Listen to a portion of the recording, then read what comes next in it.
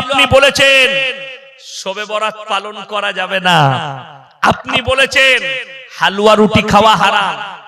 আমার একটা বায়ান কেউ বার করতে হালুয়া রুটি খাওয়া হারাম বলেছে, আমি তো হালুয়া রুটি খাই, কোনো অসুবিধা নাই তো, কে বললে হারাম? হালুয়া রুটি খাওয়া ভালো, জিলেবিও আমি খাই। আমার গ্রামে একটা দোকান আছে পালদের, খুব সুন্দর জিলাপি করে, আমি গেলেই বলে মোল্লা একটা জিলাপি খান, আমি খাই। কে বললে জিলাপি খাওয়া হারাম? ওই জিলাপি যেটা পীরের নামে মাজারে দেওয়া হয় ওটা হারাম, ওটা আমি বলিনি, ওটা কোরআন বলছে।